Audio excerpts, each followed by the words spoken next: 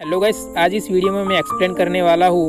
जेलब्रेट नाम की एक मूवी को जो 2014 में रिलीज़ हुई थी। इस मूवी में एक एना नाम की लड़की की कहानी है जिसको अपने फादर के मर्डर के जुर्म में जेल हो जाती है और वहाँ जाने के बाद सब उसका फ़ायदा उठाना चाहते हैं, तो वो कैसे इन लोगों से बच पाती या नहीं इस वीडियो में आपको आगे पता चलेगा। मूवी शुरू होती है तो हमें एना दिखाई जाती है जो एक रूम में बैठी होती है और वो गिटार बजा रही होती है और तभी एना के पास उसका सौतेला बाप आता है जो कि दारू के नशे में होता है और वो एना के साथ ज़बरदस्ती करने की कोशिश करता है।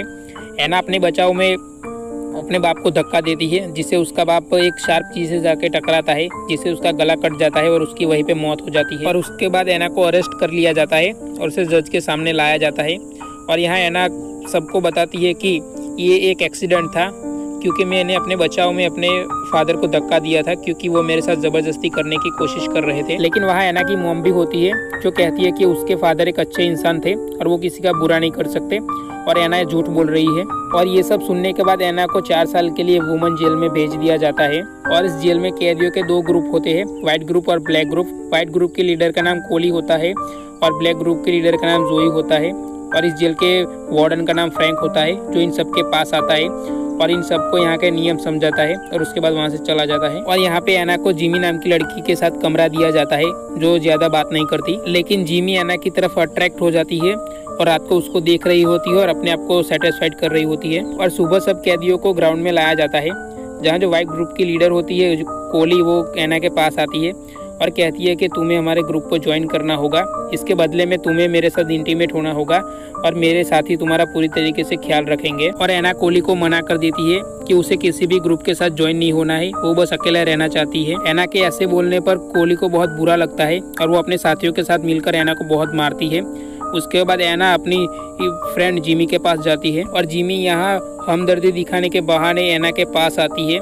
और एना भी अपने आप को रोक नहीं पाती है और वो दोनों इंटीमेट हो जाते हैं। जिसके बाद हमें जोई दिखाई जाती है जो कि ब्लैक ग्रुप की लीडर थी। वो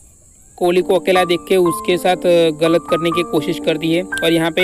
एना को समझ में आ जाता है कि अगर उसको यहाँ रहना है तो किसी ना किसी ग्रुप के साथ ज्वाइन होना होगा, इसलिए वो व्हाइट ग्रुप की लीडर कोली के पास जाके उसके ग्रुप में ज्वाइन हो जाती है। उसके बाद कोली एना को उकसाती है जोई से लड़ने के लिए और एना जोई से लड़ने के लिए जाती है। तभी कोली ये सब अपने फ़ोन से रिकॉर्ड कर लेती है और वहाँ पे पुलिस आ जाती है और उसके बाद एना को ले जाया जाता है और उसको नेकेट करके एक अंधेरे कमरे में डाल दिया जाता है। उस कमरे में बहुत ही ठंड होती है। दूसरे दिन फ्रैंक वहाँ आता है जो उस जेल का वार्डन था और वो एना से आके कहता है कि अगर तुम्हें यहाँ से निकलना है तो तुम्हें मेरे साथ फिजिकल होना होगा।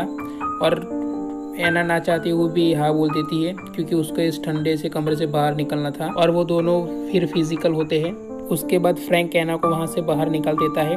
और एना जब अपने सेल में आती है तो कोली उसे ड्रग्स देती है और उससे इंटीमेट होती है। अगले दिन जोई एना से बदला लेने के लिए आती है, लेकिन बीच में कोली और उसके ग्रुप के सारे लोग आ जाते हैं तो जोई को बहुत मारते हैं और उन 2 ग्रुप में बहुत लड़ाई हो जाती है और इन सब के लिए फ्रैंक एना को जिम्मेदार समझता है और उसके साथ फिजिकल होता है और फिर ये भी कहता है कि अगली बार उसे वो माफ़ नहीं करेगा। इससे एना परेशान हो जाती है और बहुत ज़्यादा ड्रग्स लेने लग जाती है और कोली एना को ड्रग्स लेने के लिए मना करती है और उसे समझाने की कोशिश करती है, लेकिन एना नहीं मानती है तो कोली उसे अपने ग्रुप से निकाल देती है और जोई इस बात का फ़ायदा उठाती है और एना के साथ ज़बरदस्ती करती है और एना को बहुत बुरी तरह से मारती है। इसके बाद एना और भी ज़्यादा ड्रग्स लेने लग जाती है और एक दिन जब एना ड्रग्स ले रही होती है तब उसके पास कोली आती है और उसको समझाने की कोशिश करती है, लेकिन एना नहीं मानती तो कोली अपने ग्रुप के साथ मिलकर उन सारी लड़कियों को बहुत मारती है और वहाँ पे वार्डन आ जाता है जो सबको छुड़वाने की कोशिश करता है, लेकिन एना उससे बहुत परेशान हो चुकी थी इसलिए वो एक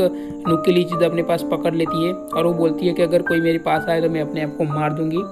इससे वार्डन बहुत गुस्से में आ जाता है। इसकी वजह से एना को फिर से नेकेट करके उसी कमरे में वापस डाल दिया जाता है और एना उससे बहुत परेशान हो चुकी थी इसलिए वो खाने की प्लेट से अपने हाथ काट लेती है। तभी एक पुलिस वाला ये सब देख लेता है और एना को बचा लेता है और एना को एक हॉस्पिटल में भर्ती कर दिया जाता है। और एना हॉस्पिटल से बाहर आने के बाद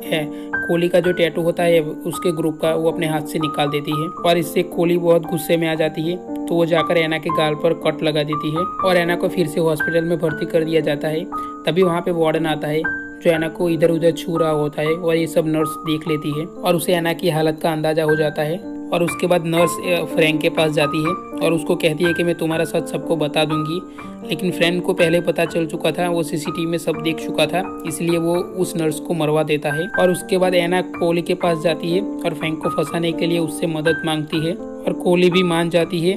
और एना को अपना मोबाइल दे देती है। और एक दिन जब फ्रैंक एना के साथ इंटीमेट हो रहा होता है तब एना चुपके से वो सारा फोन में रिकॉर्ड कर लेती है। और कुछ दिनों के बाद वहाँ मीटिंग बुलाई जाती है जो कुछ कैदियों को आज़ाद करने पर होती है, लेकिन फ्रैंक इसके लिए मना कर रहा होता है और नर्स के मर्डर के इल्जाम में एना को फंसवाने की कोशिश कर रहा होता है। और तभी एना फ्रैंक की वो वीडियो सबको दिखाती है जिसमें फ्रैंक एना के साथ जबरदस्ती कर रहा होता है और ये सब देखकर फ्रैंक को गिरफ्तार कर लिया जाता है